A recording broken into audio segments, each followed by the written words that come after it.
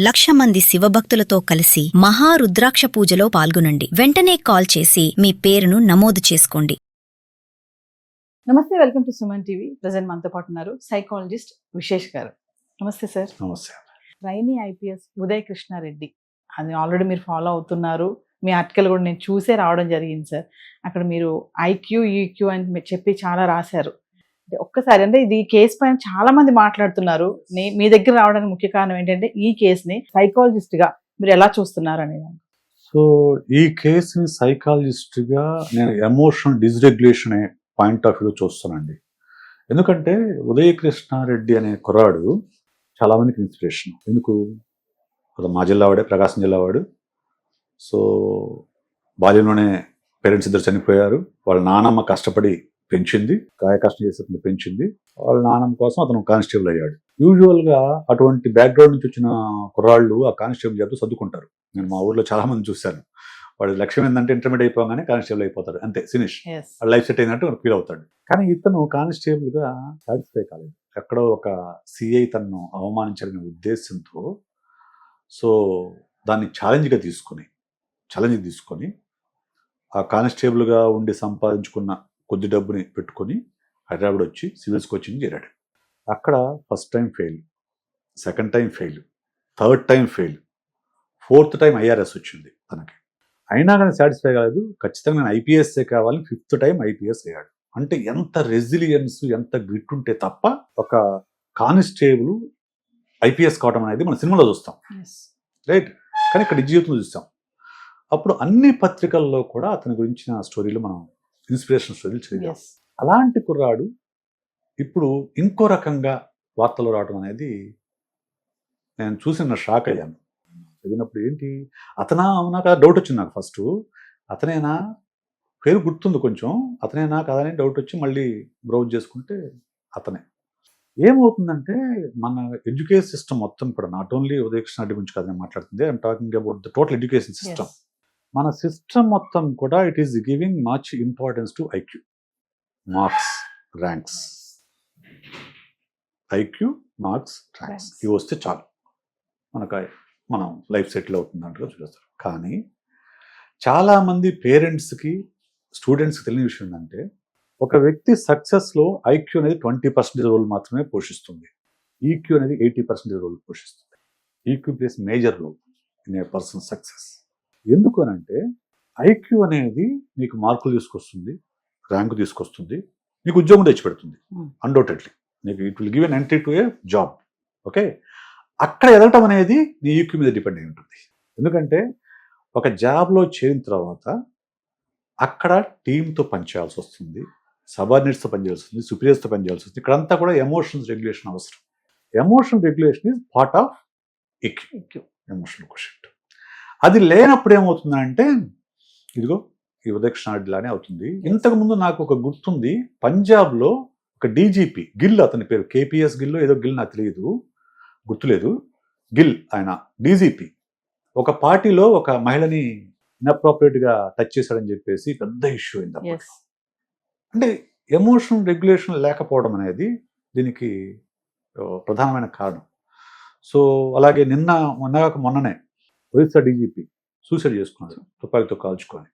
So ఎవరికి లేని సమస్య ఎక్కడి నుంచి వచ్చినాయి? ఒక డీజీపీ, ఒక రాష్ట్రం మొత్తానికి కూడా నువ్వు సుపీరియర్ పోలీస్ ఆఫీసర్, నువ్వు సూసైడ్ చేసుకున్నావు అంటే you have no emotional regulation అని అర్థం. So these are the examples of emotional dysregulation అని చెప్పి. అంటే సార్ ఇప్పుడు ఇందులో మీరు అన్నారు చాలా కష్టపడి వచ్చాడు, ఇప్పుడు ఇలాంటి ఆరోపణలు ఎదురవుతున్నాయి అతనికి అని చెప్పేసి, అంటే కొన్ని వార్తలు కూడా వస్తున్నాయి. అంటే ఇక్కడ మీరు మామూలుగా కేసు గురించి మాట్లాడుకుంటే అంటే ఇక్కడ ఏం జరిగింది అనుకుంటున్నారు అసలు మీరు? అంటే నేను ఫస్ట్ ఇక్కడ 3 లేయర్స్ ఉన్నాయండి. నేను ఫస్ట్ ఆ వార్త చదివినప్పుడు ఆ అమ్మాయి ఒక మహిళా ట్రైనింగ్ ఐపీఎస్ కేసు పెట్టింది, మా అత్తాపూర్ పోలీస్ స్టేషన్ కేసు పెట్టింది, ఓకే? సో అంటే ఆ కేసు నిజమై ఉండొచ్చు, ఫాల్స్ కేసు అయి ఉండొచ్చు, chances are there, both the sides ఉండొచ్చు. సో నేను కన్క్లూషన్ రాలేదు. ఒకటి ఫస్ట్ లేయర్ అది. సెకండ్ లేయర్, అతను సూసైడ్ అటెంప్ట్ చేశాడు, సూసైడ్ లెటర్ రాసి సూసైడ్ అటెంప్ట్ చేశాడు. సెకండ్ వార్త వచ్చింది, oh maybe he got hurt, బాగా హర్ట్ అయినట్టున్నాడు కుర్రాడు. సో అనుకున్నా. సో సూసైడ్ లెటర్ కూడా రాసి చనిపోయి అటెంప్ట్ చేశాడు, విషమంగా ఉందని కూడా న్యూస్ వచ్చింది. అంటే బహుశా అతను బాగా హర్ట్ అయినట్టున్నాడని అనుకున్నా. ఇతని వైపు నిజం ఉండొచ్చాం అనుకున్నా. థర్డ్ మళ్ళీ న్యూస్ వచ్చింది, అది సూసైడ్ అటెంప్ట్ కాదు, అతను బాగా మందు ఎక్కువయ్యి అన్కాన్షియస్ అయ్యాడు అన్నాడు. అంటే he want to protect his identity, protect his personality, protect his social position. దానికోసం ఒక డ్రామా, సూసైడల్ డ్రామా ఆడాడనే విషయం అర్థమైంది, నాకు అర్థమైంది అది. సో ఈ మొత్తం అంటే మనం ఖచ్చితంగా ఇది జరిగింది కాదు, నా అంచనా ఏంటంటే సాధారణంగా మేల్ అండ్ ఫీమేల్ కలిసి పనిచేసే దగ్గర నచ్చినప్పుడు ఒక రిలేషన్షిప్ వెళ్ళడం అనేది సహజంగా జరిగేది. అందులో సివిల్స్లో చాలా జరుగుతాయి, మనం చాలా మంది అక్కడే పరిచయం పెళ్లి తీసుకోవడం మనం చూసాం చాలా మంది, రైట్. అలాగే వీళ్ళిద్దరి మధ్య పరిచయమే ఉండొచ్చు, వీళ్ళిద్దరు రిలేషన్షిప్ ఉండి ఉండొచ్చు. ఆయన ఉన్నదని అతను లెటర్లో రాశాడు అతను, కాబట్టి వీళ్ళిద్దరు రిలేషన్షిప్ ఉండి ఉండొచ్చు. కానీ ఆవిడ వేరే వాళ్ళని పెళ్లి చేసుకుంది. రిలేషన్షిప్ ఏం చేయాలి, స్టాప్ చేసుకోవాలి, అక్కడతో ఆపాలి. అక్కడతో ఆపితే దట్స్ ఇట్, అయిపోయింది. నీవు పెళ్లి చేస్తున్నావు, నువ్వు అనుకున్నావు, ఇద్దరు అనుకున్నారు, కుదరలేదు, ఆవిడ వేరే పెళ్లి చేసుకుంది. అక్కడతో ఆగితే అసలు ఇష్యూనే లేదు. ఇతను ఆవిడని మళ్ళీ వెంటబడటం మొదలుపెట్టడంతో పాటు అతని నా అంచనా మేరకు అయితే ఆ అమ్మాయి పెట్టిన కేసు కంటే కూడా, ఆ మహిళ పెట్టిన కేసు కంటే కూడా అతను రాసిన suicide letter is going to stand against him. ఎందుకంటే అది అందులో కొన్ని విషయాలు ప్రస్తావించాడు, అతను ప్రస్తావించినవి, ఆ అమ్మాయి ఏం చెప్తున్నా మనకు తెలియదు. నాకు తనకు కొన్ని సంవత్సరాలుగా రిలేషన్షిప్ ఉంది, 2 ఏళ్ళుగానే ఉంది. తర్వాత అతను పెళ్లి చేసుకుంది. మేమిద్దరం ఇంటిమేట్గా ఉన్న ఫోటోలు, వీడియోలు నా దగ్గర ఉన్నాయి, రైట్. నేను వాటిని తన భర్తకు కూడా పంపించాను. తను నా రూమ్లోకి వచ్చి ఇన్అప్రాప్రియేట్గా నన్ను ముద్దు పెట్టుకొని హగ్ చేసుకొని ట్రై చేసింది, నేను వద్దన్నాను. అందుకని నా మీద కేసు పెట్టినది అతను పెట్టిన అభియోగం, అతను సూసైడ్ లెటర్లో రాసిన ఒక ఇది. కానీ ఫస్ట్ పాయింట్, ఒక అమ్మాయితో పెళ్లి కాకుండా రిలేషన్ తప్పులేదు. పెళ్లి అయితే రిలేషన్ ఎలా ఉన్నావు నువ్వు అమ్మాయితో, తప్పు, ఫస్ట్ మిస్టేక్, రైట్. సెకండ్, తన పర్మిషన్ లేకుండా తన ఫోటోలు, వీడియోలు తీయకూడదు, సేవ్ చేసుకోకూడదు, రైట్. నువ్వు సేవ్ చేసుకున్నావు. మూడోది, ఆ ఫోటోలు తన భర్తకు పంపించు. All these are crimes. దాంతోపాటు ఆ అమ్మాయి పొజిషన్ తర్వాత, ఆ అమ్మాయి ఫిర్యాదు తర్వాత ఎన్పిఏ వాళ్ళు, నేషనల్ పోలీస్ అకాడమీ వాళ్ళు ఆ డిజిటల్ ఇవన్నీ ప్రూఫ్స్ అన్ని పరిశీలించి ప్రాథమిక ఆధారాలు ఉన్నాయని చెప్పి తను సస్పెండ్ చేశారు. దట్ షోస్ ఈజ్ అంటే సార్ ఇక్కడ ఎన్ని టాలెంట్స్ ఉన్నా సక్సెస్ అవుతున్నారు అక్కడ, అంటే ఎంతో కష్టపడి ఐపీఎస్ వరకు వచ్చాడంటే చాలా స్ట్రగుల్ అయ్యే వచ్చాడు అక్కడ వరకు. మరి అంటే అక్కడ దాకా వచ్చిన వాళ్ళు ఈ ఎమోషన్స్ ని బ్యాలెన్స్ చేసుకోలేకపోతున్నారని అనుకోవచ్చు అంటారా? అదే మెయిన్ రీజన్, అదేనండి. ఎమోషన్ రెగ్యులేషన్ లేకపోవడమే ఈ సమస్యకు ప్రధానమైన కారణము. అతను ఆ అమ్మాయిని పెళ్లి చేసుకుని అనుకుని ఉండొచ్చు, బలంగా అనుకుని ఉండొచ్చు, నన్ను కాదంటుందా అనే ఒక ఈగో తీసుకున్నాడు. సో తన వెంట పడ్డాడు. ఆ అమ్మాయి కొంతవరకు భరించి ఉంటుంది. తర్వాత తను కూడా కేసు ఫైల్ చేసింది. కేసు ఫైల్ చేసిన తర్వాత అక్కడతో కూడా తను కొంతవరకు సేవ్ చేసుకుని ఉండొచ్చు. కానీ ఈ సూసైడ్ డ్రామా, ఈ సూసైడ్ లెటర్, ఇవన్నిటి వల్ల అతను ఇంకా తను బయట పెట్టుకున్నాడు. సో ఇదంతా ఎందుకు వస్తుంది? అతను ఐక్యూ లేకపోవడం వల్ల కాదు, ఎమోషనల్ బ్యాలెన్స్ లేకపోవడం వల్ల, ఈక్యూ లేకపోవడం వల్ల. ఆ ఎమోషనల్ బ్యాలెన్స్ అనేది చాలా చాలా ఇంపార్టెంట్. ఇప్పుడు మనం ఇది ఒకటే కాదండి, చాలా చాలా కనిపిస్తాయి మనకు. ఇంతకుముందు కాఫీ డే ఫౌండర్ సిద్ధార్థనాథన్ కూడా సూసైడ్ చేసుకున్నాడు. ఓకే, ఎందుకు? నేను ఇంకా సక్సెస్ కావాలని ఒక భయంతో సూసైడ్ చేసుకున్నాడు. అతను పోయిన తర్వాత భార్య దాన్ని సక్సెస్ చేసి చూపించింది, మళ్ళా అప్పులని తీర్చి. ఆ మూమెంట్లో ఎమోషన్స్ మనల్ని ఎప్పుడైతే హైజాక్ చేస్తాయో మన రేషనల్ బ్రెయిన్ పనిచేయదు. ఎమోషనల్ బ్రెయిన్ ఎప్పుడైతే హైజాక్ చేస్తుందో రేషనల్ బ్రెయిన్ పనిచేయదు. అంటే మనం ఆలోచించలేము, మనకు ఒకటే మార్గం కనిపిస్తుంది, ఎలాగైనా మనం దీన్ని సాధించుకోవాలను. అందులో కాక అతను ఆ టైంలో ఎటువంటి వే అయినా వాళ్ళు సెలెక్ట్ చేసుకుంటారు, గుడ్ ఆర్ బ్యాడ్, అంటే ఇర్రేషనల్ గా ఆలోచిస్తారు. Where there is emotions are on peaks, there is no logic, there would be no logic. Logic లేకపోతే ఇర్రేషనల్, రేషనల్గా ఆలోచించలేడు, ఇర్రేషనల్ థాట్స్ వస్తాయి, ఇర్రేషనల్గా డెసిషన్ తీసుకుంటాడు.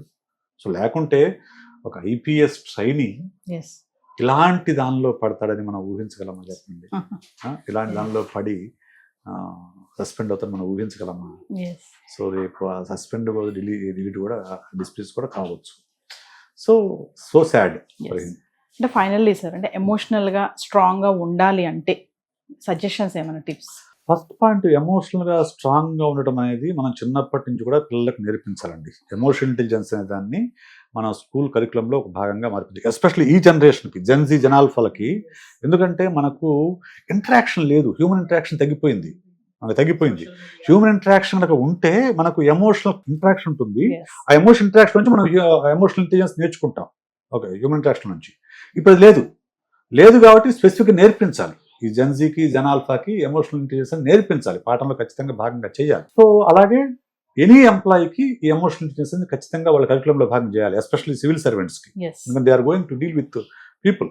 సో అయితే మనం ఇమీడియట్గా మనం పాటించగలిగిన ఒక టెక్నిక్ ఏంటంటే 9 seconds పాజ్. అంటే ఏంటి? ఇప్పుడు మనకు ఒక కోపం వస్తుంది, లేకుంటే బాధ కలుగుతుంది, ఫ్రస్ట్రేషన్ వస్తుంది, అసూయ, ద్వేషం, ఇవన్నీ ఉంటాయి కదా. ఏ ఎమోషన్ అయినా కానివ్వండి అలాగే స్థిరంగా ఉండదు. ఇలా వస్తుంది, ఇలా పైకి వెళ్ళి మళ్ళీ డ్రాప్ అవుతుంది. It will take 90 seconds to go up and down. 90 seconds. ఆ 90 seconds నువ్వు హోల్డ్ చేసుకోగలిగితే, పాజ్ తీసుకుంటే, అంటే ఈ 90 seconds ఎమోషనల్ బ్రెయిన్ పీక్స్లో ఉంటుంది, మళ్ళీ డ్రాప్ అయ్యి మళ్ళీ రేషనల్ బ్రెయిన్ యాక్టివేట్ అవుతుంది. ఈ 90 seconds కనుక మనం పాజ్ తీసుకోగలిగితే అప్పుడు రియాక్షన్ నుంచి రెస్పాన్స్కి మారుతాము. అప్పుడు మనం ఒక రేషనల్గా ఆలోచించి మంచి నిర్ణయం తీసుకోగలుగుతాం. అది అందరం కనుక పాటిస్తే, అంటే కోపం రాగానే తిట్టడము, కోపంతో సూసైడ్ కమిట్ చేయటము, లేకుంటే సోప్తో ఇటువంటి అమ్మాయిని చేపట్టుకుని లాగటము, లేకుంటే ఇంకోటి చేయటం కాకుండా ఒక 90 seconds ఆగగలిగితే మన రేషనల్ బ్రెయిన్ యాక్టివేట్ అవుతుంది. మళ్ళీ మనం ఒక మంచి నిర్ణయం తీసుకోవాలి. సో ఎమోషనల్ ట్రామా అన్నారు. అయితే ఇక్కడ చూసుకుంటే ఇప్పుడు పెద్దవాళ్ళు వీళ్ళు, మరి మనం చాలా ఇన్సిడెంట్స్ స్కూల్స్లో చూస్తున్నాం ఈ మధ్య కాలంలో. చిన్న పిల్లలు కూడా అసలు టీచర్ ఏదో అనడం, క్లాస్లో సమ్ డిస్కషన్ అవుతుంటే వాళ్ళు బ్యాడ్గా ఫీల్ అయ్యి ఎవరికి చెప్పుకోలేక, చెప్తే కూడా వినట్లేదు అనే ఆలోచనతో బిల్డింగ్ పైన దూకేస్తున్నారు. చిన్న పిల్లలు కూడా సూసైడ్స్ చేసుకుంటున్నారు. అంటే మరి వాళ్ళని ఎలా మనం మోటివేట్ చేయాలి? సమస్య ఏంటంటే ఇందా చెప్పింది, హ్యూమన్ ఇంటరాక్షన్ తగ్గింది. నాట్ ఓన్లీ అవుట్ సైడ్, ఇంట్లో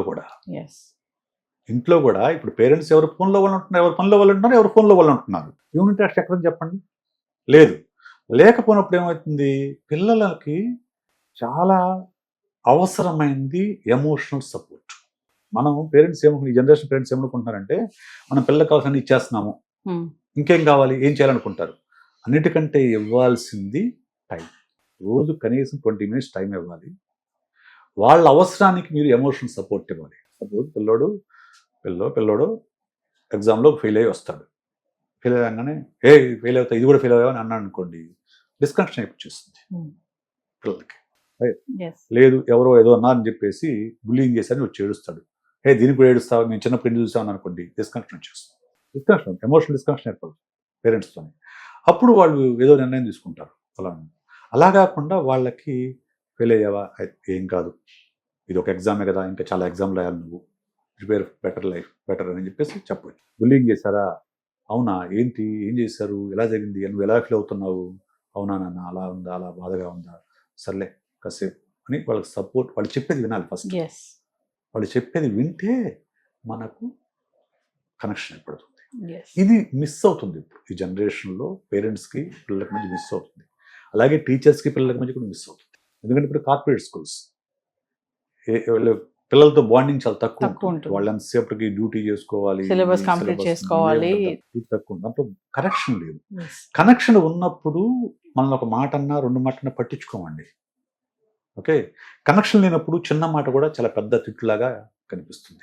దట్ ఈస్ ది ప్రాబ్లం. ఇప్పుడు ప్రెసెంట్ ఉన్నటువంటి స్కూల్స్లో మీరు అన్నట్టుగా అంటే సబ్జెక్ట్ ఓరియంటెడ్ కాకుండా ఇలా చైల్డ్ సేఫ్టీ ప్రోటోకాల్స్ కానీ, సైకాలజిస్ట్ క్లాసెస్ కానీ, మోటివేషనల్ క్లాసెస్ కానీ, ఇట్లాంటి చాలా స్కూల్స్లో కనిపించడం లేదు. ఇలాంటి పెడితే బాగుంటుంది అని అంటే ఏం చెప్తారు? అంటే యాక్చువల్గా అండి, ఐ థింక్ సిబిఎస్ఈలో హ్యూమన్ వాల్యూస్ సంథింగ్ ఏదో ఉంది, సిలబస్ ఉంది, ఒకటి సిలబస్ ఉంది వాళ్ళకు, కానీ ఎవరు చెప్పరు. ఎందుకంటే ఇప్పుడు you're running after the marks, ranks, positions, ఇవే కదా. సో మీకు లైఫ్ కావాల్సిన లైఫ్ స్కిల్స్ ఉంది వాళ్ళ సిలబస్, ఎవరు చెప్పరు. ప్రతి సిబిఎస్ సిలబస్లో ఉంది, చెప్పరు. అప్పుడు లైఫ్ స్కిల్స్ ఎక్కడి నుంచి వస్తాయి? లైఫ్ స్కిల్స్ ఎందుకు నేర్చుకోవాల్సి వస్తుంది మెయిన్గా? ఇంతకుముందు మనకు ఎప్పుడు నేర్పారా? నాకైతే నేర్పరు లైఫ్ స్కిల్స్.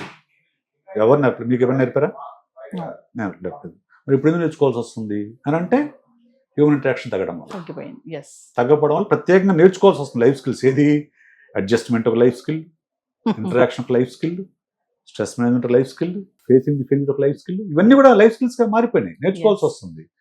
ఎందుకంటే అవి నేర్పిస్తే మంచిదండి చిన్నపిల్లలకి. ఇంకా చెప్పాలంటే నా సజెషన్ అయితే పేరెంట్స్, ఇది స్కూల్లో కంటే కూడా పేరెంట్స్ దగ్గర ఎక్కువ నేర్చుకుంటారు.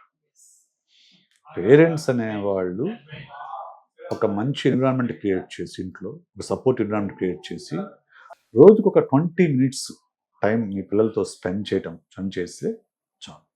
టైం స్పెండ్ చేయటం అంటే కలిసి కూర్చొని టీవీ చూడటం కాదు. టైం స్పెండ్ చేయటం అంటే పిల్లలు చెప్పేది శ్రద్ధగా ఆలకించడము, వాళ్ళ ఎమోషన్స్ని అర్థం చేసుకోవటము, వాళ్ళకి ఎమోషనల్ సపోర్ట్ ఇవ్వడం. ఎస్. నాకేం జరిగినా మా నాన్న ఉన్నాడు, నాకేం జరిగినా మా అమ్మ ఉంది అనే ఒక ధైర్యాన్ని, ఒక ధీమాని పేరెంట్స్ ఇవ్వగలిగితే ఏ కోచింగ్ అవసరం లేదండి.